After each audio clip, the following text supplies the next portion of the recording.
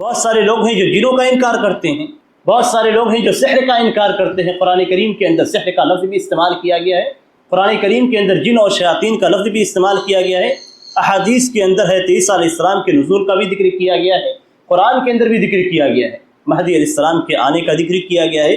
اگر ان چیزوں کا کوئی انکار کرتا ہے جو صحیح طور پہ قرآن سنت سے ثابت ہے، تو وہ کسی عالم سے اختلاف نہیں کر رہا ہے، وہ اللہ تبارک و تعالیٰ سے اختلاف کر رہا ہے، اللہ کی کتاب سے کر رہا ہے، نبی اکرم صلی اللہ علیہ وسلم سے اختلاف کر رہا ہے، نبی اکرم صلی اللہ علیہ وسلم کی احادیث سے اختلاف کر رہا ہے۔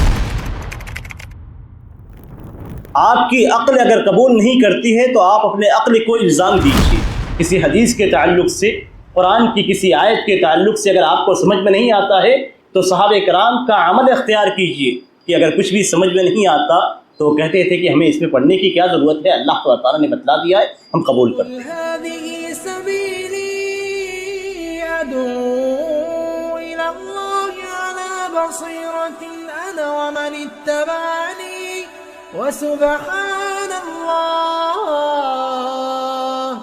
وسبحان اللہ وما انا من المشرکین۔ السلام علیکم ورحمۃ اللہ وبرکاتہ۔ الحمدللہ رب العالمین والعاقبۃ للمتقین ولا عدوان الا علی الظالمین، والصلاة والسلام علی اشرف الانبیاء والمرسلین محمد وعلى آلہ الطیبین الطاہرین وعلى صحابته الغر المحجلین وعلى من تبعهم بإحسان إلى يوم الدين، أما بعد، فيقول الله سبحانه وتعالى: واعتصموا بحبل الله جميعا ولا تفرقوا واذكروا نعمة الله عليكم إذ كنتم أعداء فألف بين قلوبكم فأصبحتم بنعمته إخوانا وكنتم على شفا حفرة من النار فأنقذكم منها۔ میرے اسلامی بھائیوں، قرآن کریم کے اندر اللہ تبارک و تعالیٰ نے ہمیں یہ بات بتلائی ہے کہ اللہ تبارک و تعالیٰ نے انسانوں کے مزاج کو مختلف بنایا ہے، اور یہ اختلاف ہے، جو مزاج کا اختلاف ہے، یہ اختلاف ہے اس کی زندگی پہ، اس کے رہنے سہنے کے انداز پہ، اور اس کے سوچنے سمجھنے کے انداز پہ بھی متاثر ہوتا ہے۔ اس کا اثر اس کی زندگی کے مختلف پہلوؤں پہ ہوگا، اس کے عقیدے کے اندر، اس کے عمل کے اندر، اس کے سوچنے کے انداز میں، اس کے رہنے سہنے کے انداز میں، ہر چیز میں اختلاف پایا جائے گا۔ اور یہی وجہ ہے کہ ہم دیکھتے ہیں کہ ایک باپ کے کئی بیٹوں کی حالتیں الگ الگ ہوتی ہیں، ان کی سوچ الگ ہوتی ہے، رہنے کا انداز الگ ہوتا ہے، بولنے کا انداز الگ ہوتا ہے، اور یہ اللہ تبارک تعالیٰ کی سنت اور قدرت ہے۔ اللہ تبارک تعالیٰ چاہتا تو سارے لوگوں کو ایک امت بناتا، ایک عقیدے کے حامل ہوتے، سب کی سوچ، سب کی فکر، سب کا عمل اور سب کچھ ایک جیسا ہوتا اور سب جنت میں جاتے ہیں۔ لیکن اگر اللہ تبارک تعالیٰ اس طریقے سے انسانوں کو پیدا کرتا تو انسانوں میں کون اچھے ہیں اور کون برے ہیں اس کی تمیز نہیں ہو پاتی۔ تو اللہ تبارک تعالیٰ نے انسانوں میں کچھ انسانوں کو جنت کے لیے پیدا کیا ہے، اور وہیں پہ کچھ انسانوں کو اللہ تبارک تعالیٰ نے جہنم کے لیے پیدا کیا ہے۔ جیسا کہ حدیث کے اندر ہے کہ اللہ تبارک تعالیٰ نے فرمایا کہ میں نے ان کو جنت کے لیے پیدا کیا ہے، اور ان کو جہنم کے لیے پیدا کیا ہے۔ جن کو جنت کے لیے پیدا کیا ہے، اللہ تبارک تعالیٰ کی توفیق ان کے لیے ہوتی ہے، اور وہ ہمیشہ سیدھے راستے پہ رہتے ہیں۔ اللہ تبارک و تعالیٰ کی عبادت جب ہم کرتے ہیں تو عبادت کے اندر بہت ساری چیزیں داخل ہو جاتی ہیں۔ ہمارا عقیدہ بھی عبادت ہے، ہمارا عمل بھی عبادت ہے، ہماری نماز سے ہمارا رہن سہن، یہ ساری چیزیں ہم صرف اللہ تبارک و تعالیٰ کے لیے کرتے ہیں اور یہ سب عبادات کے اندر شامل ہے۔ لیکن چونکہ اللہ تبارک و تعالیٰ نے مزاج کو الگ الگ بنایا ہے، اس لیے اختلاف انسانوں کے درمیان ہوتا ہے۔ اللہ تبارک و تعالیٰ نے کہیں پہ اختلاف کو اچھا قرار نہیں دیا۔ اگر آپ قرآن کریم کی آیتیں پڑھیں گے تو ہر مقام پہ اللہ تبارک و تعالیٰ نے ایک ساتھ مل کر رہنے کا حکم دیا ہے، اتحاد کا حکم دیا ہے، اور اختلاف سے اللہ تبارک و تعالیٰ نے منع فرمایا ہے۔ اللہ تبارک و تعالیٰ نے قرآن مجید میں فرمایا یا ایھا الذین آمنوا اتقوا اللہ حق تقاتہ، اے ایمان والو اللہ تبارک و تعالیٰ سے جس طرح ڈرنا چاہیے اس طریقے سے ڈرو، ولا تموتن الا وانتم مسلمون، اور جب تمہیں موت آئے تو اسلام اور مسلمان ہونے کی حالت میں تمہاری موت ہونی چاہیے۔ واعتصموا بحبل اللہ جمیعا، پہلے اللہ تبارک و تعالیٰ نے تقوی کا حکم دیا، پھر موت مسلمان ہونے کی حالت میں ہونی چاہیے، پھر اس کے بعد اللہ تبارک و تعالیٰ نے فرمایا کہ واعتصموا بحبل اللہ جمیعا، تم سب مل کر اللہ کی رسی کو مضبوطی سے پکڑ لو، ولا تفرقوا، اور آپس میں ایک دوسرے سے اختلاف نہ کرو۔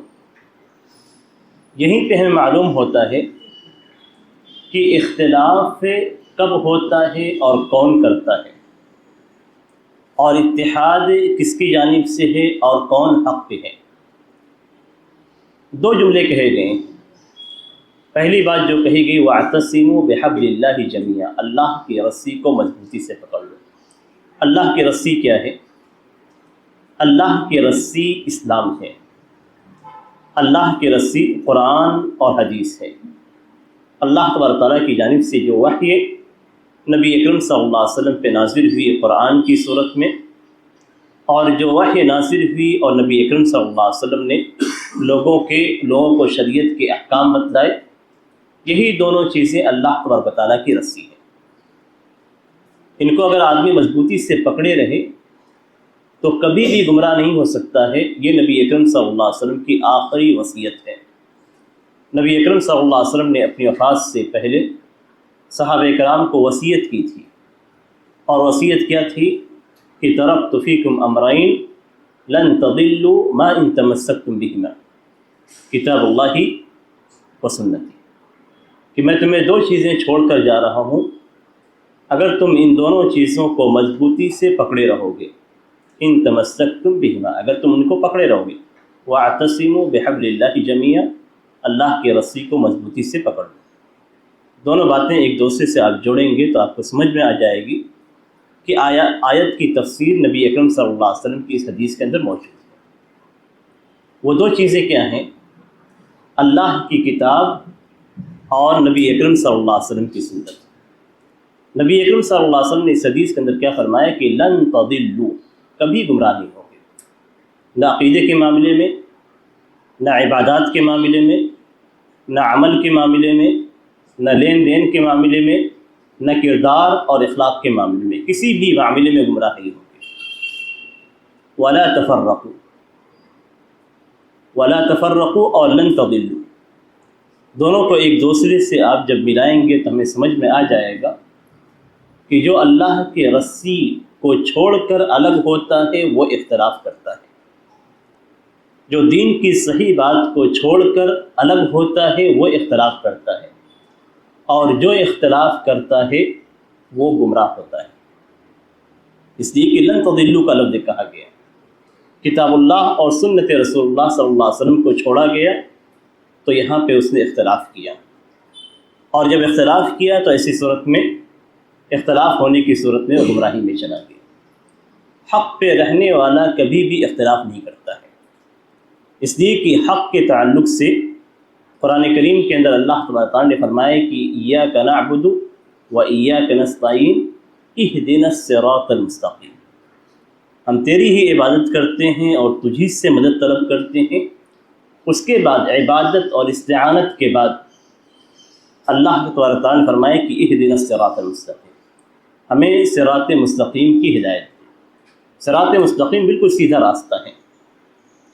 راستے کے اندر کسی بھی طرح کا کوئی سائڈ میں راستہ جانے والا نہیں ہے، بالکل سیدھا راستہ ہے۔ اور یہ راستہ کن کا ہے؟ صراط الذین انعمت علیہم، یہ ان لوگوں کا راستہ ہے جن پہ تو نے انعام کیا۔ اس راستے کو کیسے ہم پہچانیں گے؟ قرآن کریم کے اندر اس کی تفسیر بیان کی گئی ہے۔ جن پہ اللہ تبارک و تعالیٰ نے انعام کیا ہے، اولئک الذین انعم اللہ علیہم من النبیین والصدیقین والشہداء والصالحین وحسن اولئک رفیقا، کہ راستہ کن کا ہے جن پہ انعام کیا گیا ہے؟ وہ لوگ کون ہیں؟ انبیاء کرام ہیں، صدیقین ہیں، شہداء ہیں، صالحین ہیں، اور یہ بہترین ساتھی ہیں۔ اس آیت کے اندر یہ بتلایا گیا کہ یہ راستہ کن لوگوں کا ہے، اس راستے کو کیسے ہم پہچانیں گے اور کیسے ہم اختلاف سے بچیں گے۔ اس آیت کریمہ کے اندر کہا گیا ہے صراط الذین انعمت علیہم، جن کا راستہ ہے انبیاء کرام کا۔ انبیاء کرام کے بعد کن کا راستہ ہے؟ صدیقین کا، جس پہ صدیقین چلتے ہوں، جس پہ شہداء چلے ہوئے ہیں، جس پہ صالحین چلتے ہوں۔ اور اس راستے کی صفت کیا ہے وہ اس آیت کے اندر بیان کی گئی، غیر المغضوب علیہم ولا الضالین۔ دو چیزیں بیان کی گئی۔ مغضوب علیہم کون ہیں؟ یہود ہیں، اور ضالین کون ہیں؟ یہ نصارہ اور کرسچن ہیں۔ دونوں کے طریقے کے درمیان فرق ہے۔ یہود حق کو جانتے تھے اور چھپاتے تھے، حق کو جانتے تھے اور لوگوں سے چھپاتے تھے، اور نصارہ حق کو نہیں جانتے تھے اور نئی نئی عبادتیں بنا کر اللہ تعالیٰ کی بات کرتے تھے۔ دونوں کے اندر ایک ایک خصلت موجود تھی، اور وہ خصلت پہلے یہود کے اندر کیا تھی کہ حق کو جانتے ہوئے حق کو چھپانا کسی بھی مقصد کے لیے ہو، اور دوسرے کے اندر کیا صفت تھی کہ حق اور علم ان کے پاس نہیں تھا، اور وہ نئی نئی عبادتیں ایجاد کر کے اس طریقے سے اللہ کی بات کرتے تھے۔ اب اگر کوئی شخص حق کو جانتے ہوئے حق کے خلاف بات کرتا ہے تو اس کے اندر یہودیوں کی صفت پائی جاتی ہے، اور اگر کوئی شخص کسی نئی عبادت کو، نئے عمل کو، نئے عقیدے کو لوگوں کے اندر پھیلاتا ہے تو اس کے اندر نصارہ کی صفت پائی جاتی ہے۔ اس آیت کریمہ کے تعلق سے علماء کرام نے ذکر کیا ہے کہ یہ آیت کریمہ اس لیے نازل نہیں ہوئی ہے کہ اس میں یہودیوں کی اور نصرانیوں کی صرف صفت کو بیان کیا جائے، بلکہ مسلمانوں کے لیے اس لیے نازل ہوئی ہے کہ مسلمانوں کے اندر بھی یہ دونوں صفتیں پائی جائیں گی۔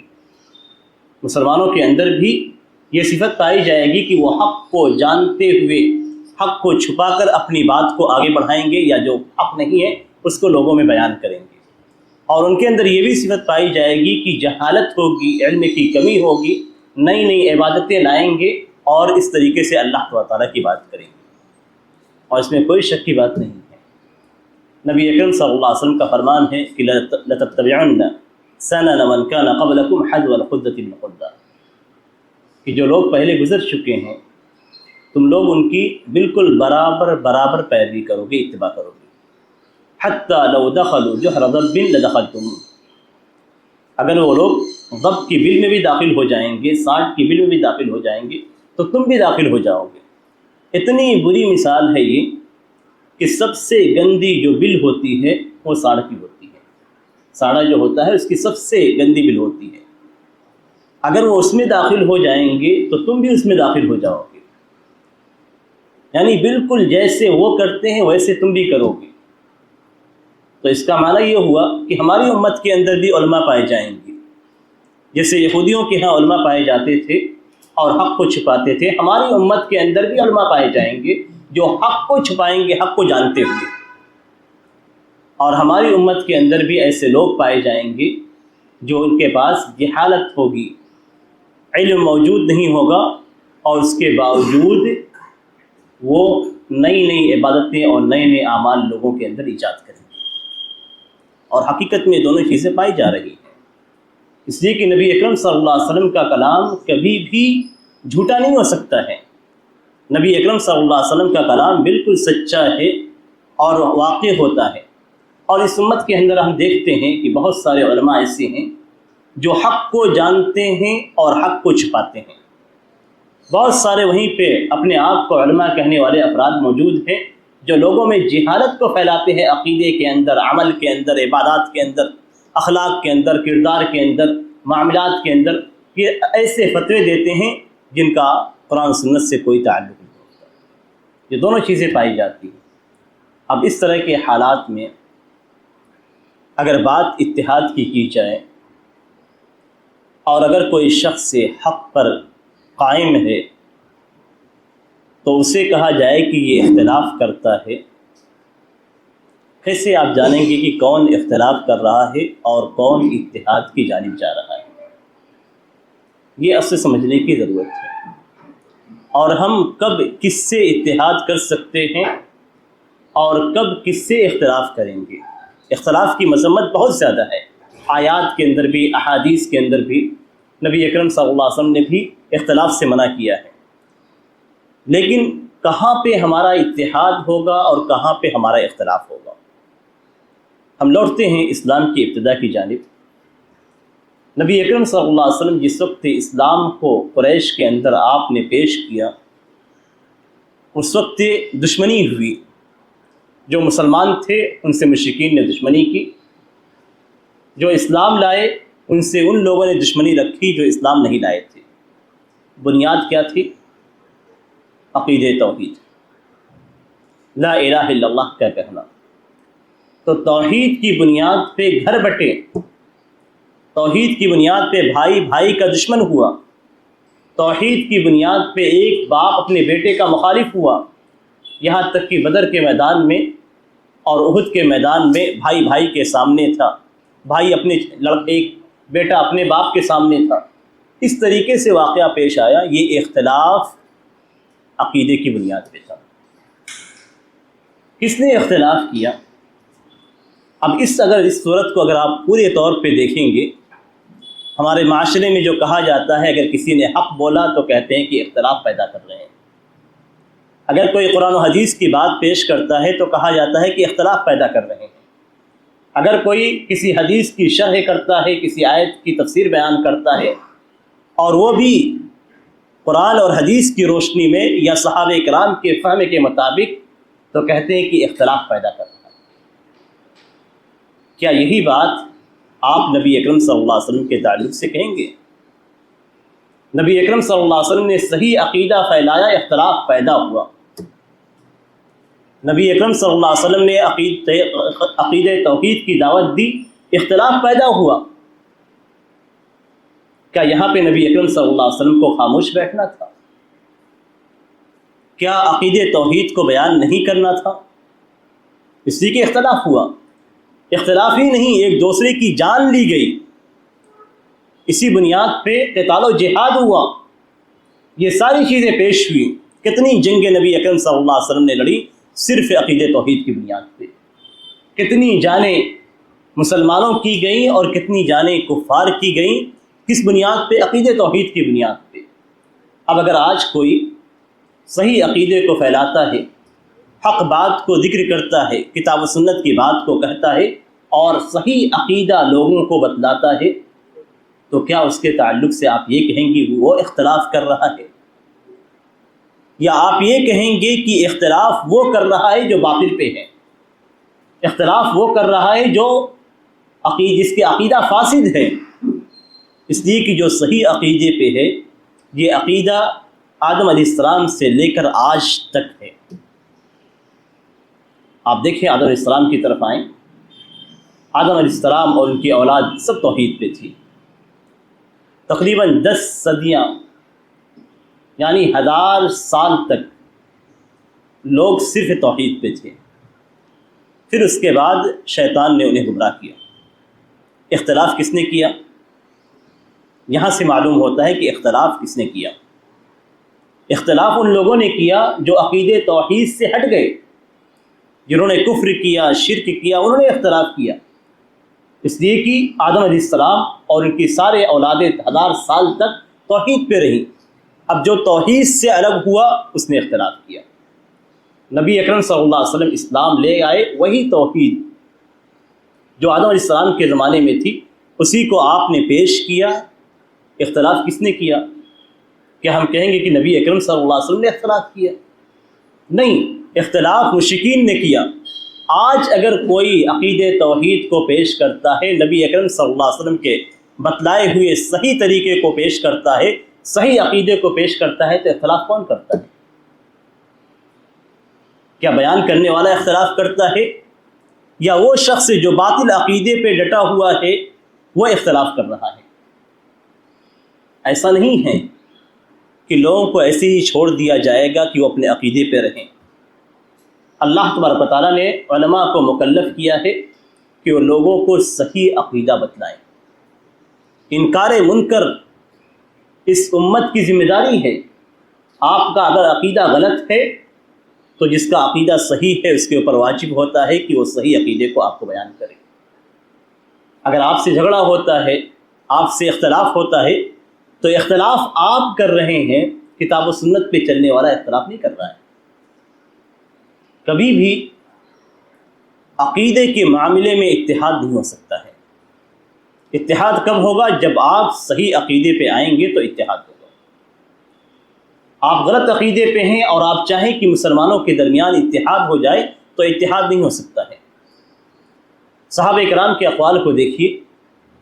قدریہ کے تعلق سے جو حضرت عبداللہ بن عمر رضی اللہ تعالیٰ عنہ کے پاس دو تابعی آئے اور انہوں نے کہا کہ ہمارے یہاں کچھ لوگ ظاہر ہوئے ہیں جو کہتے ہیں کہ قدر اور تقدیر کوئی چیز نہیں ہے، اور ایسے ہی ساری چیزیں واقع ہو جاتی ہیں۔ تو اس کے بعد حضرت عبداللہ بن عمر رضی اللہ تعالیٰ عنہ نے حدیث جبریل کو پیش کیا، جو لمبی حدیث ہے، جس کے اندر ہے کہ وَتُؤْمِنَ بِالْقَدَرِ خَيْرِهِ وَشَرِّهِ، ایمان کا رکن ہے۔ اگر کوئی اس رکن کو چھوڑ دیتا ہے تو ایسی صورت میں اس کا ایمان مکمل نہیں ہے۔ اس حدیث کو پیش کرنے کے بعد کیا کہتے ہیں کہ جب تمہاری ملاقات ان لوگوں سے ہو تو جا کے ان کو بتلا دینا کہ عبداللہ بن عمر ان سے بری ہیں اور وہ عبداللہ بن عمر رضی اللہ تعالیٰ عنہ سے بری ہیں۔ بری ہونا اختلاف، بری ہونا یہ اختلاف ہے، لیکن اختلاف کس نے کیا؟ سوال یہ پیدا ہوتا ہے کہ اختلاف کس نے کیا؟ حدیث کے اندر ایمان بالقدر موجود ہے اور آپ تقدیر کا انکار کر رہے ہیں۔ اختلاف کس نے کیا؟ جو تقدیر کا انکار کر رہا ہے۔ یہی معاملہ ہوگا قرآن کے اندر جن تمام چیزوں کا ذکر کیا گیا ہے، اگر اس میں سے کسی چیز کا کوئی انکار کرتا ہے، کسی بھی چیز کا جو عقیدہ قرآن کے اندر پیش کیا گیا ہے، اس عقیدے میں سے کسی بھی چیز کے تعلق سے اگر کوئی شخص سے انکار کرتا ہے تو ایسی صورت میں اختلاف وہ کر رہا ہے، اور اختلاف مجھ سے نہیں کر رہا ہے یا کسی عالم سے نہیں کر رہا ہے، اختلاف قرآن سے کر رہا ہے۔ آپ کا عقیدہ اگر کوئی کسی بھی چیز کا انکار ہے، قرآن کے اندر بہت سارے عقیدے کی چیزیں ذکر کی گئی ہیں، قرآن کے اندر بہت ساری چیزوں کو ذکر کیا گیا ہے نام کے ذریعے سے، اگر آپ ان میں سے کسی ایک چیز کا بھی انکار کرتے ہیں اور کوئی عالم اسے بتلاتا ہے تو آپ عالم سے اختلاف نہیں کر رہے ہیں، آپ کا اختلاف قرآن کے ساتھ ہے، اس لیے کہ قرآن اس کو ثابت کرتا ہے، آپ اس کا انکار کر رہے ہیں۔ احادیث کے اندر جن چیزوں کا ثبوت ہے، جیسے بہت سارے لوگ عیسیٰ علیہ السلام کا انکار کرتے ہیں، عیسیٰ علیہ السلام کے نزول کا، بہت سارے لوگ ہیں جو جنوں کا انکار کرتے ہیں، بہت سارے لوگ ہیں جو سحر کا انکار کرتے ہیں۔ قرآن کریم کے اندر سحر کا لفظ بھی استعمال کیا گیا ہے، قرآن کریم کے اندر جن اور شیاطین کا لفظ بھی استعمال کیا گیا ہے، احادیث کے اندر ہے عیسیٰ علیہ السلام کے نزول کا بھی ذکر کیا گیا ہے، قرآن کے اندر بھی ذکر کیا گیا ہے، مہدی علیہ السلام کے آنے کا ذکر کیا گیا ہے۔ اگر ان چیزوں کا کوئی انکار کرتا ہے جو صحیح طور پہ قرآن سنت سے ثابت ہے تو وہ کسی عالم سے اختلاف نہیں کر رہا ہے، وہ اللہ تبارک و تعالیٰ سے اختلاف کر رہا ہے، اللہ کی کتاب سے کر رہا ہے، نبی اکرم صلی اللہ علیہ وسلم سے اختلاف کر رہا ہے، نبی اکرم صلی اللہ علیہ وسلم کی احادیث سے اختلاف کر رہا ہے۔ اب آپ کہیں گے کہ ہم اس کے ساتھ اتحاد کریں، یعنی اللہ کے کلام کو ہم پیچھے پھینک دیں، نبی اکرم صلی اللہ علیہ وسلم کی بات کو ہم چھوڑ دیں اور چھوڑنے کے بعد ہم اتحاد کر لیں، یہ اتحاد کیسے ممکن ہوگا؟ آپ خود سوچیں، یہ اتحاد ممکن ہے؟ نہیں ہے۔ آپ کی عقل اگر قبول نہیں کرتی ہے تو آپ اپنے عقل کو الزام دیجیے، کسی حدیث کے تعلق سے، قرآن کی کسی آیت کے تعلق سے اگر آپ کو سمجھ میں نہیں آتا ہے تو صحابہ کرام کا عمل اختیار کیجیے کہ اگر کچھ بھی سمجھ میں نہیں آتا تو وہ کہتے تھے کہ ہمیں اس میں پڑھنے کی کیا ضرورت ہے، اللہ تعالیٰ نے بتلا دیا ہے، ہم قبول کرتے ہیں۔ آج ہم انکار کر بیٹھتے ہیں، تعویل کرتے ہیں، فاسد تعویل، عربی زبان سے ہٹ کر ہم انکار کرتے ہیں، صحابہ کرام کے فہم سے ہٹ کر انکار کرتے ہیں، اور اس کے بعد چاہتے ہیں کہ ہم صحیح عقیدے کے حاملین کے ساتھ مل کر رہیں، اپنے آپ کو ہم صحیح عقیدے کا حامل بتاتے ہیں۔ قرآن کا انکار کرنے والا کبھی صحیح عقیدے کا حامل نہیں ہو سکتا ہے۔ نبی اکرم صلی اللہ علیہ وسلم کی صحیح احادیث جو صحیح بخاری، صحیح مسلم اور دوسری احادیث کی کتابوں کے اندر ہے، اگر کوئی شخص سے ثابت کسی حدیث کا انکار کرتا ہے تو وہ عقیدہ اس کا صحیح نہیں ہے، اور وہ اپنے آپ کو کبھی اہل سنت والجماعت میں شامل نہ کرے۔ اہل سنت والجماعت کے یہاں کسی بھی آیت کا، کسی بھی عقیدے کا جو قرآن کے اندر ہے، جو حدیث کے اندر ہے، کسی بھی آیت یا حدیث کا یا اس کے اندر موجود عقیدے کا انکار نہیں تھا۔ آپ صحابہ کرام کی پوری ہسٹری دیکھ لیجیے، صحابہ کرام کے ہاں کبھی بھی کسی بھی آیت کا انکار آپ نہیں پا سکتے ہیں، نبی اکرم صلی اللہ علیہ وسلم کی کسی بھی حدیث کا انکار نہیں پائیں گے۔ یہ سلف کا عقیدہ ہے اور یہی سلفی عقیدہ ہے۔ ہم کیا سمجھتے ہیں کہ ہم جو چاہے عقیدہ رکھیں اور اپنے آپ کو سلفی کہیں اور سارے فرقے ایک ہو جائیں، جو انکار کر رہا ہے اس کو بھی شامل کر لیا جائے، جو اقرار کر رہا ہے اس کو بھی شامل کر لیا جائے۔ عقیدے کی بنیاد پہ عقیدے میں اختلاف ہے تو کبھی بھی اتحاد نہیں ہو سکتا۔ وَلَا يَزَالُونَ مُخْتَلِفِينَ إِلَّا مَن رَحِمَ رَبُّكَ، اختلاف رہے گا لیکن جو حق پہ ہے اسی کو ہم قبول کریں گے، اسی کو اہل سنت والجماعت میں شامل کریں گے، اسی کو سلف کے منہج پہ چلنے والا قرار دیں گے۔ جو اختلاف کر رہا ہے وہ سلف کے منہج پہ نہیں چل رہا ہے، اسے اپنے قول پہ، اپنی باتوں پہ رجوع کرنا چاہیے۔ سلف کا کیا منہج ہے اسی منہج کے مطابق چلنا چاہیے۔ کبھی بھی اتحاد عقیدے کے اندر اختلاف کی بنیاد پہ نہیں ہو سکتا ہے۔ اس چیز کو علماء اکرام نے ذکر کیا ہے کہ کبھی بھی اتحاد اختلاف عقیدے کے اندر ہے تو نہیں ہو سکتا ہے۔ آپ سوچیں کہ اہل سنت اور اہل بدعت دونوں ایک ہو جائیں، نہیں ہو سکتے ہیں۔ ہمیشہ اہل سنت کو اہل بدعت پہ رد کرنا ہوگا، ہمیشہ اہل سنت کو اپنا منہج بیان کرنا ہوگا، ہمیشہ اہل سنت کو بیان کرنا ہوگا کہ کیا حق ہے اور کیا باطل ہے، اس لیے کہ سامنے والا جو ہے وہ اختلاف کر رہا ہے، اور اس اختلاف کرنے والے کو ہم قرآن اور حدیث کی جانب لوٹانا چاہتے ہیں۔ اختلاف کیوں ہوتا ہے؟ اختلاف ہونے کی 3 وجہ امام شاطبی رحمہ اللہ نے ذکر کی ہے۔ پہلی وجہ یہ ہے کہ آپ کے پاس علم کی کمی ہے یا جہالت ہے۔ دوسری وجہ کہ آپ اپنے خواہش کے مطابق چلنا چاہتے ہیں، حق معلوم ہے لیکن آپ کا دل کچھ اور کہہ رہا ہے، اس کے مطابق آپ چل رہے ہیں۔ تیسری وجہ ہوتی ہے کہ اپنے مشائخ کی، اپنے بڑے لوگوں کے پیچھے چلنا، حق معلوم ہو لیکن اپنے جو بڑے لوگ ہیں ان کے پیچھے ہم چلیں گے۔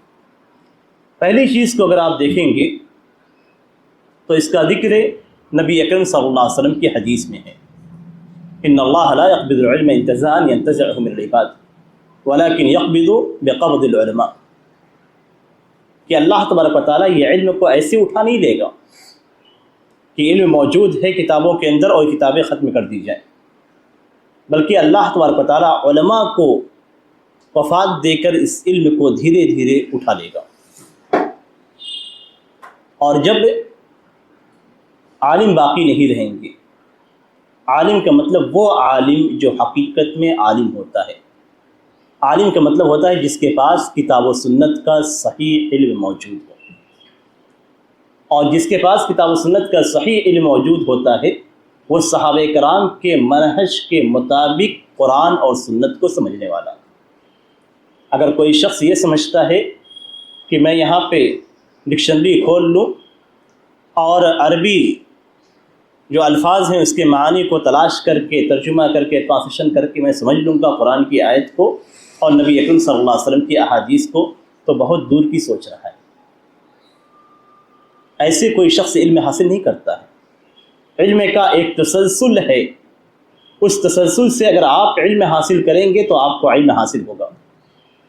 نبی اکرم صلی اللہ علیہ وسلم نے صحابہ کرام کو علم دیا، صحابہ کرام نے تابعین کو علم دیا، تابعین نے اپنے بعد لوگوں کو علم دیا۔ اس طریقے سے ان کے حلقے ہوتے تھے جس میں جا کر علم حاصل کیا جاتا تھا۔ اس طریقے سے اگر آپ کے پاس علم آیا ہے اور صحیح علم آیا ہے، صحیح علم کی پہچان کیا ہے کہ آپ جو بات کہہ رہے ہیں وہ بات صحابہ کرام کے ہاں موجود تھی، آپ جس اصول کو بتا رہے ہیں وہ اصول صحابہ کرام کے ہاں موجود تھا، آپ جو بات کہہ رہے ہیں جس قاعدے کی روشنی میں کہہ رہے ہیں وہ قاعدہ صحابہ کرام کے ہاں موجود تھا، ان کی زبان کے اندر یا پھر ان کے عمل کے اندر، ان کے اقوال اور فتاوی کے اندر۔ اگر آپ کوئی ایسا قاعدہ لے رہے ہیں جو صحابہ کرام کے ہاں نہیں تھا تو آپ کا یہ قاعدہ باطل ہے، اس قاعدے کی بنیاد پہ جو باتیں کہہ رہے ہیں وہ سب باطل ہے۔ قرآن کریم کے اندر اللہ تبارک و تعالیٰ نے بہت ساری چیزوں کا ذکر کیا ہے اور بہت ساری چیزوں کو اللہ تبارک و تعالیٰ نے چھوڑ دیا ہے۔ جو چیزیں معروف تھیں، جو انسانوں سے متعلق تھی، عبادات سے متعلق تھی، ان کی زندگی سے متعلق تھی، اللہ تبارک و تعالیٰ نے اسے ذکر کیا ہے۔ اب اگر کوئی شخص سے علم حاصل کرتا ہے تو اس کے لیے ضروری ہے کہ وہ علم حاصل کرے جو قرآن اور سنت کا علم ہے۔ قرآن اور سنت کا اختلاف کب پیدا ہوتا ہے؟ جب ایک شخص مثال کے طور پہ مکمل طور پہ علم حاصل نہیں کرتا ہے، اس کے علم کے اندر رسوخ اور پختگی نہیں ہوتی ہے۔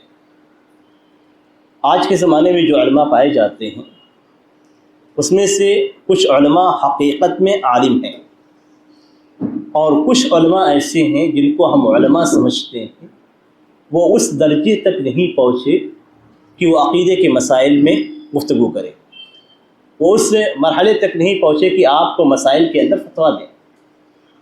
صحابہ کرام کی اگر حالت دیکھیں تو صحابہ کرام میں علماء صحابہ کرام معروف تھے، عبداللہ بن عمر، عبداللہ بن مسعود، عبداللہ بن عباس اور اسی طریقے سے ابی بن کعب اور دیگر صحابہ کرام، یہ سب علماء صحابہ کرام مانے جاتے تھے۔ لوگ جانتے تھے کہ یہ علماء ہیں، مسائل میں ان کے ہاں جاتے تھے، جا کر پوچھتے تھے، اور وہ بھی علماء ایسے تھے کہ اگر کسی کے پاس کوئی سوال لائے جاتا تو اس سوال کا جواب نہیں دیتا تھا، تو کہتا تھا کہ جاؤ فلاں شخص سے پوچھ لینا، فلاں صحابی سے پوچھ، ایک دوسرے عالم کے پاس بھیج دیتا، دوسرا تیسرے کے بعد، تیسرا چوتھے کے بعد، گھومتے گھومتے وہ سوال کرنے والا پھر پہلے تک پہنچ جاتا۔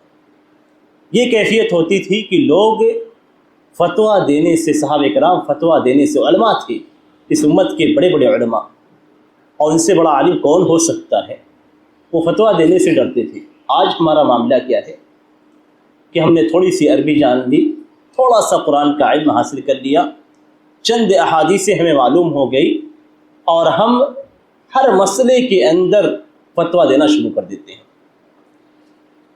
مسئلہ عقیدے سے متعلق ہو، ہمیں علم نہ ہو، ہم اختلاف کر بیٹھتے ہیں۔ آج ایک جاہل ایک عالم سے اختلاف کر بیٹھتا ہے۔ تعجب کی بات تو یہ ہے کہ ایک عالم ایک جاہل ایک عالم سے اختلاف کر بیٹھتا ہے، جس کے پاس اتنا بھی علم نہیں ہوتا کہ وہ جو بات کہہ رہا ہے وہ بات کیا ہے۔ صرف کہیں پہ کسی مجلس میں سن لیا کہ وَتُؤْمِنَ بِالْقَدْرِ خَيْرِهِ وَشَرِّهِ، تو ہم قدر پہ ایمان لے آتے ہیں، تقدیر پہ ایمان رکھتے ہیں۔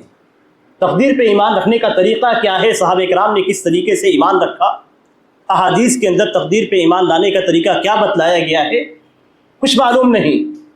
تقدیر کے مراتب بھی معلوم نہیں ہیں، قرآن کریم میں تقدیر کے تعلق سے کس طریقے سے لکھا جاتا ہے تقدیر کو، وہ بھی معلوم نہیں ہے، اور علماء کے ساتھ اختلاف کرنے کے لیے آگے بڑھ جاتا ہے۔ یہ حالت ہے ہماری اس امت کی کہ جس کو سوال پوچھنا چاہیے اور عالم کی قرآن سنت کی روشنی میں دیے ہوئے جواب پہ عمل کرنا چاہیے، آج وہ عالم کے ساتھ اختلاف کرتا ہے، اور تعجب کی بات تو یہ ہوتی ہے کہ لوگ اس کی موافقت میں کھڑے ہو جاتے ہیں۔ عالم کی بات جو کتاب و سنت کی روشنی میں ہوتی ہے اسے نہیں قبول کیا جاتا ہے، کیوں؟ اس لیے کہ تیسرا سبب یہاں پہ ذکر کیا، ایک سبب یہاں پہ ذکر کیا گیا ہے کہ اپنی خواہش کے خلاف بول رہا ہے، ہماری خواہش کے خلاف بول رہا ہے، اس لیے اختلاف پیدا ہو رہا ہے۔ ہماری خواہش کے خلاف بول رہا ہے تو نہیں، ہمارے مطابق بولنا چاہیے اس کو، اس لیے ہم اس سے اختلاف کر بیٹھتے ہیں، کیوں؟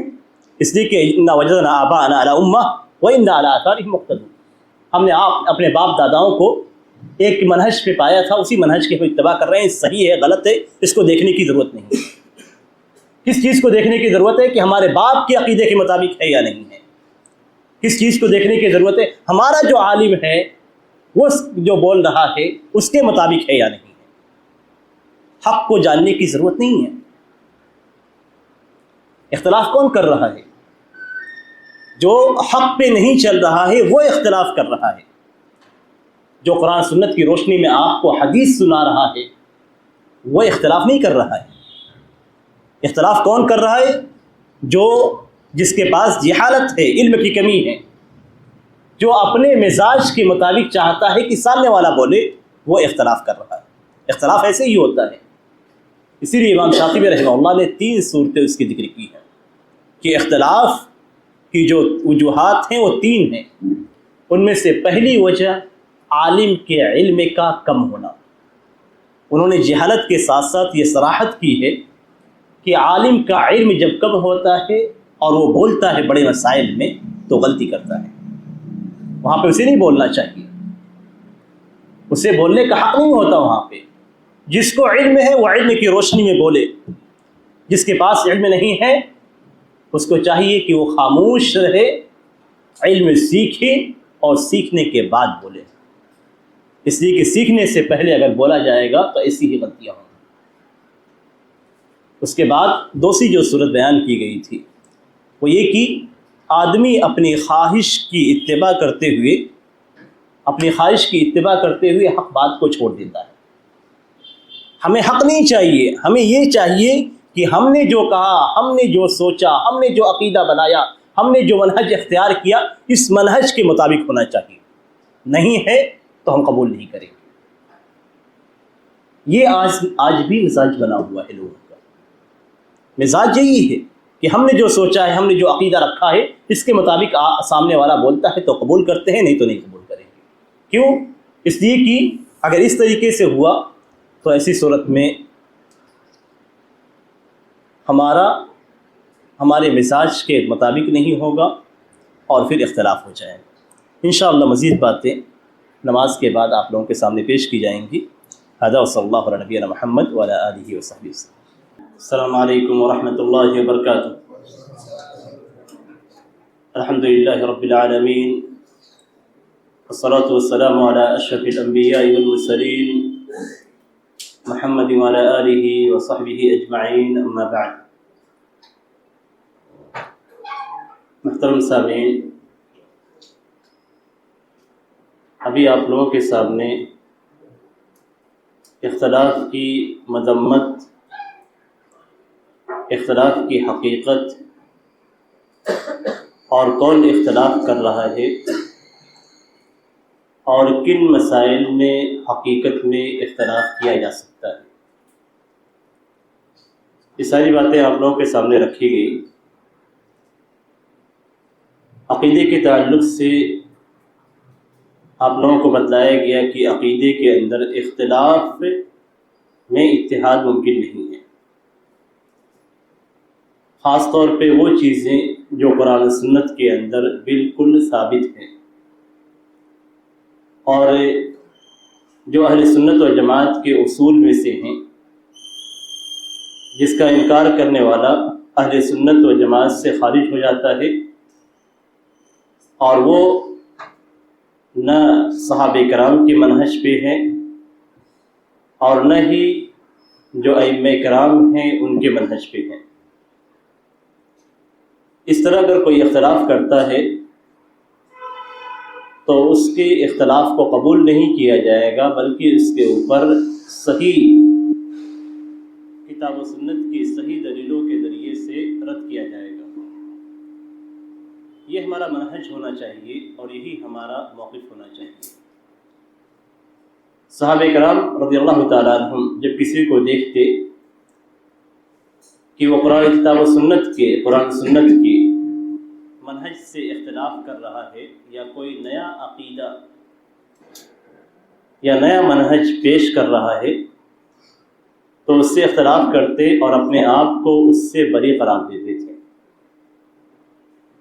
بظاہر بعض لوگوں کی باتیں آپ کو حق نظر آئیں گی، دعویٰ ان کا حق ہوگا، دلیل ان کی آپ کو حق نظر آئے گی، لیکن صحابہ کرام کا جو طریقہ ہے اس سے ہم حق اور باطل کو سمجھ سکتے ہیں۔ خوارج نے جو حضرت علی رضی اللہ تعالیٰ عنہ کے درمیان تھے، جب صلح کی بات ہوئی، حضرت علی رضی اللہ تعالیٰ عنہ اور حضرت معاویہ رضی اللہ تعالیٰ عنہ کے درمیان جنگ کے بعد جب صلح کی بات ہوئی تو یہ مقرر ہوا کہ کچھ لوگ آپس میں بیٹھ کر جو صلح کے بنود ہیں وہ اکٹھا کر لیں گے اور باتیں چلیں گی۔ تو انہوں نے قرآن کریم کو اٹھایا، نیزوں پہ قرآن کریم کو اٹھایا اور ان الحکم الا للہ کا نعرہ لگایا۔ ان الحکم الا للہ یہ قرآن کریم کے اندر ہے کہ حکم صرف اللہ تبارک و تعالیٰ کا ہے۔ دلیل صحیح لی گئی لیکن اس کو صحیح طور پہ استعمال نہیں کیا گیا۔ تو ضروری نہیں ہے کہ کوئی شخص سے اگر قرآن کریم کی کسی آیت کو پیش کرتا ہے یا نبی اکرم صلی اللہ علیہ وسلم کی کسی سنت کو پیش کرتا ہے تو ایسی صورت میں جو اس کا موقف اور منہج ہے اس پہ صحیح طور پہ استدلال کر رہا ہے۔ جب تک دلیل اور موقف دونوں ایک دوسرے پہ فٹ نہ بیٹھیں اس وقت تک کسی بھی دلیل کو دلیل کے طور پہ قبول نہیں کیا جائے گا۔ قرآن کریم کی ساری آیات کو ہم مانتے ہیں، اس پہ ایمان رکھتے ہیں اور اس پہ عمل کرنا واجب سمجھتے ہیں، لیکن کس طریقے سے؟ جس طریقے سے نبی اکرم صلی اللہ علیہ وسلم نے بتلایا، جس طریقے سے صحابہ کرام نے سمجھا۔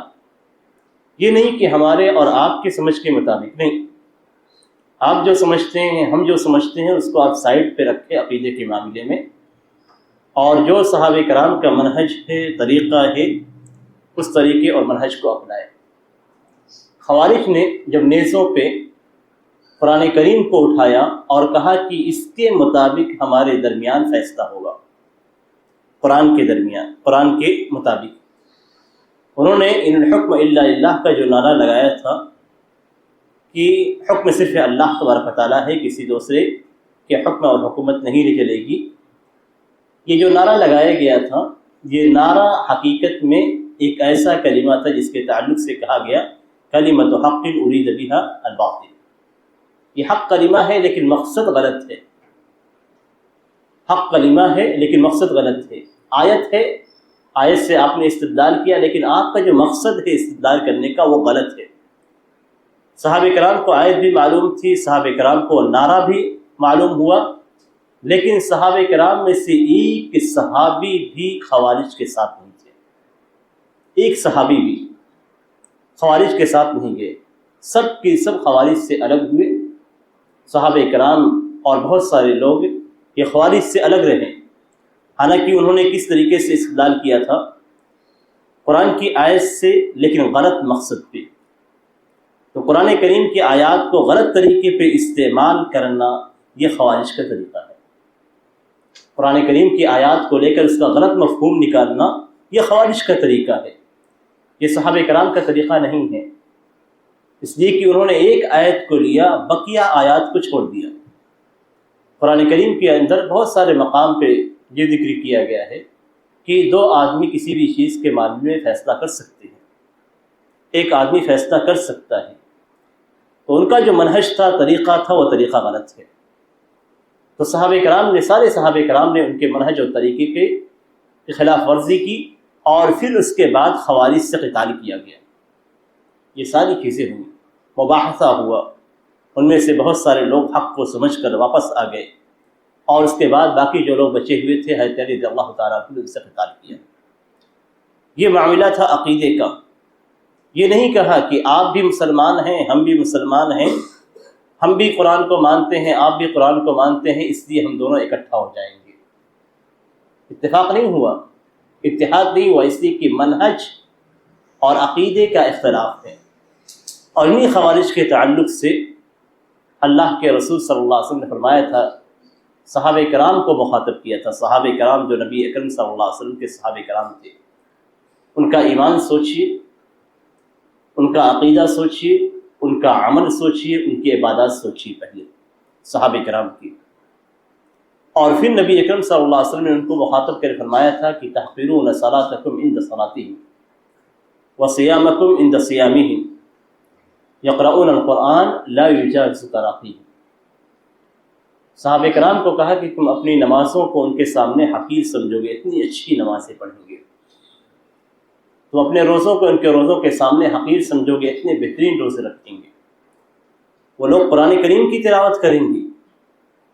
آپ سوچیں، سب سے اعلیٰ درجے کی عبادت نماز ہے، اس کے بعد سب سے اعلیٰ درجے کی عبادت اللہ تبارک تعالیٰ کے لیے روزہ رکھنا ہے. سب سے عظیم کتاب کی تلاوت وہ لوگ کریں گے، لیکن آیات ان کے حلق سے نیچے نہیں جائیں گے. یمرقون من الدین مروق السهم من الرمیہ. یہ لوگ دین سے ایسے نکل جائیں گے جس طریقے سے تیر شکار کے اندر داخل ہو کر دوسری طرف سے نکل جاتی ہے، اس میں کچھ لگا ہوا نہیں رہتا ہے، ایسے وہ اسلام میں داخل ہو کر اسلام سے نکل جائیں گے.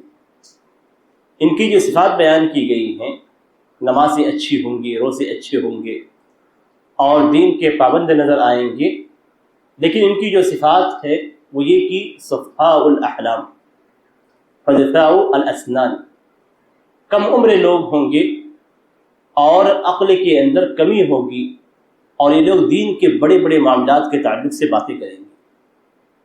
تو ایسا اگر کوئی نظر آتا ہے، کوئی ایسی بات ذکر کرتا ہے جو صحابہ کرام کے یہاں نہیں ہے، جو صحابہ کرام کا عقیدہ و منہج نہیں ہے، تو ہم سے اختلاف کریں. ہمیں قرآن و سنت کو صرف صحابہ کرام کے منہج کے مطابق لینا ہے. جو صحابہ کرام کے منہج سے ہٹ گیا وہ صحیح منہج سے ہٹ گیا، جو صحابہ کرام کے عقیدے سے ہٹ گیا وہ صحیح عقیدے سے ہٹ گیا. ایسے لوگوں سے برات کی گئی. صحابہ کرام خوارج سے الگ تھے، صحابہ کرام نے قدریہ سے اپنے آپ کو الگ کیا. جتنی بدعات صحابہ کرام کے زمانے میں پائی گئیں، ان ساری بدعات سے صحابہ کرام نے برات کا اظہار کیا. کسی بھی بدعت کے اندر صحابہ کرام شامل نہیں رہے. ان ساری بدعات میں جو عقیدے سے متعلق تھی، عمل سے متعلق تھی، صحابہ کرام دور رہے. اور صحابہ کرام نے کبھی بھی ان کے ساتھ اتفاق نہیں کیا. یہ نہیں کہا کہ ہمارے مسلمان بھائی ہیں، ان کو ملا کر چلا جائیں. یہاں تک کہ حضرت علی رضی اللہ تعالیٰ عنہ نے ان کو اپنی صفوں کے اندر شامل نہیں کیا. شامل کرنے کے لیے جو طریقہ اپنایا انہوں نے، حضرت ابن عباس رضی اللہ تعالیٰ عنہ کو بھیجا کہ جائیں اور آپ جا کے ان پہ سمجھائیں، ان سے مباحثہ کریں، ان سے مناظرہ کریں. حضرت ابن عباس رضی اللہ تعالیٰ عنہ نے جا کر ان سے مناظرہ کیا. مناظرہ کرنے کے بعد ان میں سے کئی ہزار لوگ واپس آ گئے. منہج اپنا انہوں نے صحیح کیا، عقیدہ صحیح کیا، واپس آئے، حضرت علی رضی اللہ تعالیٰ عنہ کے لشکر میں شامل ہو گئے. اس طریقے سے جو اختلاف ہے وہ ختم ہوگا. جب ہم قرآن سنت پہ اتفاق کریں گے، آپ اپنے عقیدے کو تبدیل کر کے قرآن سنت کے مطابق کریں گے، آپ اپنے منہج کو تبدیل کر کے کتاب سنت کے مطابق کریں گے، تو وہاں اتفاق ہو سکتا ہے، وہاں پہ اتحاد ہوگا. جب آپ کا عقیدہ قرآن کے عقیدے کے مطابق ہوگا، سامنے والے کا عقیدہ قرآن کے عقیدے کے مطابق ہوگا، تو وہاں پہ اتفاق ہوگا. ورنہ یہ اتفاق صحابہ کرام نے نہیں کیا تو ہم بھی نہیں کریں گے. ہم صحیح منہج پہ ہیں، صحابہ کرام کی اتباع کر رہے ہیں، اور سامنے اگر کوئی اختلاف کرتا ہے اور وہ یہ چاہتا ہے کہ اس اختلاف کے باوجود ہم اتحاد کریں، تو اتحاد ممکن نہیں ہے. اس لیے کہ جب صحابہ کرام نے اپنے مخالفین سے اتحاد نہیں کیا عقیدے میں اختلاف کی وجہ سے، تو ہم کس منہج اور کس عقیدے کے تحت ہم مخالفین سے اتحاد کریں؟ کہ ہم صحابہ کرام کے منہج اور طریقے کو چھوڑ دیں؟ نہیں، ہم صحابہ کرام کے منہج پہ چلیں گے. ہم اختلاف رکھیں گے، ہم اختلاف حقیقت میں نہیں کر رہے ہیں، وہ شخص اختلاف کر رہا ہے، لیکن ہم اپنے عقیدے پہ جمع رہیں گے. ہم اپنے عقیدے سے نیچے نہیں اتریں گے۔ صحابہ کرام کے درمیان بھی اختلاف تھا، لیکن یہ اختلاف وہ تھا جس میں اتحاد ممکن ہوتا ہے۔ عقیدے کے اندر اختلاف ہے تو پھر اس میں اتحاد ممکن نہیں ہے۔ اتحاد کب ممکن ہوگا؟ جب عقیدے کے علاوہ دوسرے مسائل میں اختلاف ہو جائے، جو فقہی مسائل ہیں، جو عقیدے کے بڑے مسائل نہیں ہیں بلکہ عقیدے کے فروعی مسائل ہیں، اگر ان میں اختلاف ہو جاتا ہے تو یہ اختلاف سمجھ کا اختلاف ہے۔ عقیدے کے اندر سمجھ کی اور عقل کی کوئی گنجائش نہیں ہے۔ اسی لیے عقیدے کے مسئلے میں اگر کوئی اپنی عقل شامل کرتا ہے تو وہ اختلاف کر رہا ہے اور اس سے اتحاد ممکن نہیں ہے۔ لیکن احادیث کو سمجھنے میں، قرآن کی آیات کو سمجھنے میں اختلاف ممکن ہے فروعی مسائل کے اندر، فقہی مسائل کے اندر۔ صحابہ کرام کس طریقے سے اختلاف کرتے تھے اور ان کا اختلاف کس قدر ہلکا ہوتا تھا، اس کی ایک مثال ہے کہ نبی اکرم صلی اللہ علیہ وسلم غزوہ خندق سے جب فارغ ہوئے تو آپ صلی اللہ علیہ وسلم نے فرمایا کہ لا یصلین احدکم العصر الا فی بنی قریظہ، کہ تم میں سے کوئی بھی شخص عصر کی نماز نہ پڑھے جب تک وہ بنی قریظہ میں نہ پہنچ جائے، بنی قریظہ میں عصر کی نماز ادا کرے۔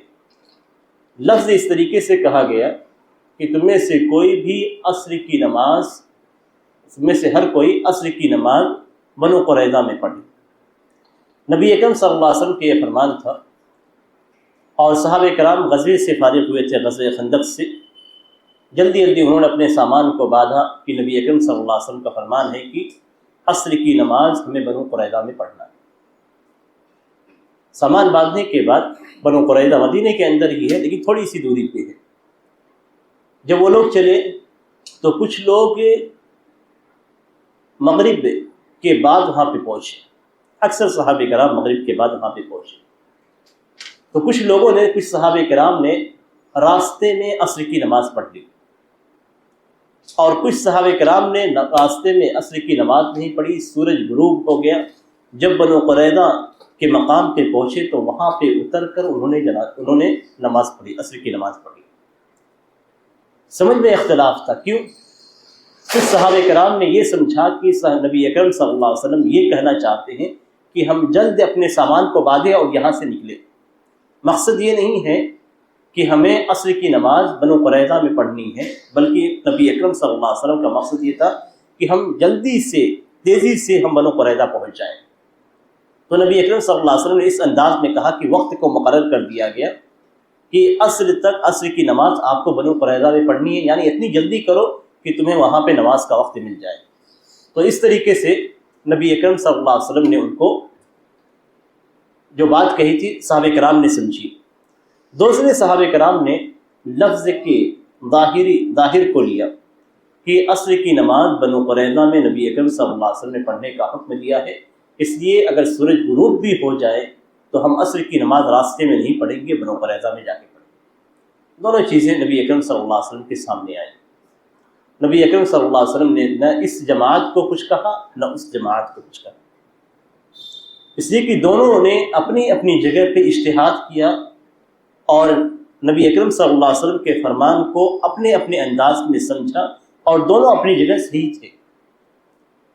تو اس طرح کی جگہوں پہ اختلاف نہیں ہے، یعنی دیکھنے میں دونوں کا عمل ایک دوسرے کے مخالف تھا، لیکن نبی اکرم صلی اللہ علیہ وسلم نے انہیں صحیح ٹھہرایا، کسی کو کچھ نہیں کہا۔ ایسے ہی صحابہ کرام کے درمیان دوسرے مسائل میں بھی اختلاف ہوتے تھے، لیکن یہ اختلاف فقہی مسائل کے اندر ہوتے تھے، عقیدے کے بڑے مسئلے میں نہیں ہوتا تھا۔ ایک چھوٹے سے مسئلے میں صحابہ کرام کے درمیان اختلاف تھا کہ کیا اللہ کے نبی صلی اللہ علیہ وسلم نے اللہ تبارک و تعالیٰ کو اپنی ان آنکھوں سے سامنے دیکھا ہے؟ اسراء اور معراج کے موقع پہ جب نبی اکرم صلی اللہ علیہ وسلم گئے، جو اصل مسئلہ تھا وہ یہ کہ نبی اکرم صلی اللہ علیہ وسلم اپنے رب کے پاس گئے، اس میں کسی کو اختلاف نہیں تھا۔ صرف اختلاف کس میں تھا کہ آیت کریمہ سورۃ النجم کے اندر جو کہا گیا ہے، کیا اللہ تبارک تعالیٰ نے کو اللہ کے رسول صلی اللہ علیہ وسلم نے اپنی آنکھوں سے دیکھا ہے۔ صحابہ کرام کے اندر اختلاف تھا، بعض صحابہ کرام کہتے تھے کہ اللہ تبارک و تعالیٰ کو اللہ کے رسول صلی اللہ علیہ وسلم نے دیکھا ہے، بعض کہتے تھے نہیں دیکھا ہے۔ لیکن صحابہ کرام کے ہاں ایک دوسرے مسئلے میں بھی اختلاف نہیں تھا کہ اللہ تبارک و تعالیٰ کو اللہ تبارک و تعالیٰ کو اللہ کے رسول صلی اللہ علیہ وسلم نے خواب میں دیکھا ہے، صرف اپنی آنکھوں سے دیکھنے کے تعلق سے اختلاف تھا۔ باقی جتنے بھی عقیدے تھے وہ سارے عقیدے اپنی جگہ پہ کہ اللہ کے رسول صلی اللہ علیہ وسلم کو اسراء و معراج کرائی گئی، رب تعالیٰ کے پاس اللہ کے رسول صلی اللہ علیہ وسلم گئے، ان مسئلے میں کوئی اختلاف نہیں تھا۔ اس مسئلے میں اختلاف تھا ایک چھوٹا مسئلہ، اس کو کہتے ہیں عقیدے کے فروعی مسائل میں، یعنی ایک چھوٹے مسئلے میں، یہ عقیدے کے اصول نہیں ہیں، یہ عقیدے کے فروعی مسائل میں سے ایک مسئلہ ہے جس میں اختلاف تھا۔ لیکن اس بنیاد پہ صحابہ کرام نے ایک دوسرے کو نہ بدعتی قرار دیا، نہ صحابہ کرام نے ایک دوسرے کی تکفیر کی، اس لیے کہ یہ مسئلہ عقیدے کے اصولی مسائل میں سے نہیں تھا۔ ایسے ہی فقہی مسائل کے اندر بھی صحابہ کرام کے درمیان اختلاف ہوتا تھا، لیکن وہاں پہ اتحاد باقی رہتا تھا۔ فقہی مسائل میں اگر اختلاف ہے، کوئی ایک عالم آیت کی روشنی میں کوئی بات کہہ رہا ہے، دوسرا عالم اسی آیت کی روشنی میں یا دوسری آیت کی روشنی میں کوئی بات کہہ رہا ہے، تو دونوں کی فہم کا اختلاف ہے۔ اس اختلاف کی وجہ سے امت میں اختلاف نہیں ہو سکتا ہے۔ اس کو بنیاد بنا کے ہم امت کو بانٹ دیں، امت میں اختلاف کرے نہیں۔ کبھی کبھی بعض چیزیں ایسی ہوتی ہیں جن میں اختلاف ہے لیکن شدت نہیں ہونی چاہیے، وہاں پہ ہمارا اتحاد ہونا چاہیے۔ وہ جو عمل کر رہا ہے اس کا عمل بھی صحیح نظر آتا ہے، یہ جو عمل کر رہا ہے اس کا بھی عمل صحیح نظر آتا ہے۔ وقت کم ہے، ایک مثال آپ لوگوں کو دیتا ہوں، بہت ساری مثالیں ہیں۔ ایک مثال، کیا جب بچہ پیدا ہوتا ہے تو اس کے کان میں اذان دی جائے گی؟ یہ سوال۔ اب آپ کسی عالم سے پوچھیں گے تو کہے گا کہ نہیں، بچہ پیدا ہوتا ہے تو اس کے کان میں اذان نہیں دی جائے گی۔ دوسرے سے آپ پوچھیں گے تو کہے گا کہ بچہ پیدا ہوتا ہے تو اس کے کان میں اذان دی جائے گی۔ اختلاف ہے دونوں کے درمیان۔ اختلاف کیوں ہے؟ اس لیے کہ اس سلسلے میں جو احادیث ہیں ان احادیث کو بعض علماء کرام حسن قرار دیتے ہیں، یعنی اتھینٹک مانتے ہیں، اور بعض علماء کرام ان ساری احادیث کو ضعیف اور قابل حجت نہیں مانتے ہیں۔ دونوں طرح کے علماء موجود ہیں۔ راوی میں اختلاف کی وجہ سے حدیث کے اندر اختلاف ہے کہ 3 حدیثیں جمع ہوتی ہیں، کیا 3 حدیثیں جمع ہونے کے بعد حسن کے درجے کو پہنچیں گی اور پھر اس سے حجت پکڑی جائے گی اور اس طریقے سے کان میں اذان دینا سنت قرار پائے گا، یا یہ ساری حدیثیں ثابت نہیں ہیں، کوئی بھی حدیث نہیں لی جائے گی، 3 حدیثیں ہیں پھر بھی حسن کے درجے کو نہیں پہنچتی ہیں، اس لیے ان حدیثوں پہ عمل نہیں کیا جائے گا۔ اب اس بنیاد پہ اگر اختلاف ہوتا ہے تو اس اختلاف میں شدت نہیں ہونی چاہیے۔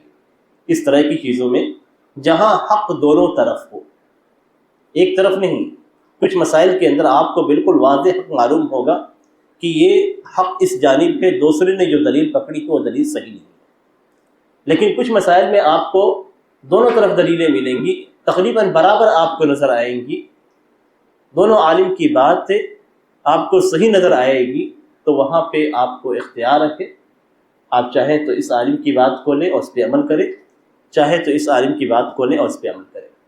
یہاں اختلاف ہے لیکن اس اختلاف کے اندر شدت نہیں ہونی چاہیے، سختی نہیں ہونی چاہیے کہ ہم ایک دوسرے سے دشمنی مول لیں، ایک دوسرے سے بات چیت بند کر دیں، ایک دوسرے سے تعلق کاٹ لیں، یہ چیز نہیں ہونی چاہیے۔ ایسی ہی طرح صلاۃ التسبیح کا مسئلہ ہے، اس کے اندر بھی جو حدیث ہے اس کے تعلق سے علماء اہل حدیث کے درمیان اختلاف ہے۔ بعض کہتے ہیں کہ صلاۃ التسبیح پڑھ سکتے ہیں، بعض کہتے ہیں نہیں پڑھ سکتے۔ ایک ہی حدیث کو لے کر اور جو احادیث ہیں ان احادیث کے ضعیف اور صحیح ہونے کے بارے میں اختلاف ہے۔ تو اس طریقے سے اگر اختلاف ہے، چاہے علماء کے فہم کا اختلاف ہو یا احادیث کے صحیح اور ضعیف ہونے کا اختلاف ہو، جہاں پہ آپ کو دونوں جانب برابر نظر آئے وہاں پہ اختلاف نہیں، اتحاد ہونا چاہیے۔ فقہی مسائل کو لے کر جس میں حق بالکل واضح نہ ہو بلکہ دونوں جانب دلیلیں ہوں، ایسے مسائل کو لے کر اختلاف ہے نہیں کرنا چاہیے، اور اس طرح کے مسائل میں جو موقف اختیار کرنا چاہیے کہ وہ یہ کہ آپسی اتحاد ہونا چاہیے، آپس میں ہمارے درمیان اتحاد ہونا چاہیے۔ اگر ہمارا عقیدہ صحیح ہے اور فقہی مسائل کے اندر ہمارے درمیان اختلاف ہے تو اس اختلاف کا اثر ہمارے اتحاد پہ نہیں ہونا چاہیے۔ لیکن اگر عقیدے کے اندر اختلاف ہے اور فقہی مسائل میں اتفاق ہے تو یہ اتفاق اور یہ اتحاد ہمارا حقیقی نہیں ہے، بلکہ ہمارا اصل اختلاف عقیدے کے مسئلے سے متعلق ہے۔ یہ مختصر باتیں ہیں، باتیں بہت طویل ہیں اس سلسلے میں، اور دلیلیں بہت زیادہ ہیں، مثالیں اس سے بھی کہیں زیادہ ہیں، اور باتیں کی جائیں تو مثالیں، فقہی مثالیں تو اتنی ہیں کہ رات گزر جائیں گی اور بات ختم نہیں ہوگی، لیکن ہمارا وقت ختم ہو چکا ہے، اس لیے اسی پہ اکتفا کرتے ہیں۔ اللہ تبارک تعالیٰ سے دعا ہے کہ اللہ تبارک تعالیٰ ہمیں اختلاف کی حقیقت اور اتحاد کی حقیقت سمجھنے کی توفیق عنایت فرمائے، صحیح منہج پہ چلنے اور اسی پہ موت تک باقی رہنے کی توفیق عنایت فرمائے۔ جو لوگ صحیح منہج سے ہٹے ہوئے ہیں اللہ تبارک تعالیٰ انہیں ہدایت سے نوازے، آمین۔ صلی اللہ علیہ نبینا محمد وعلی آلہ وصحبہ وسلم۔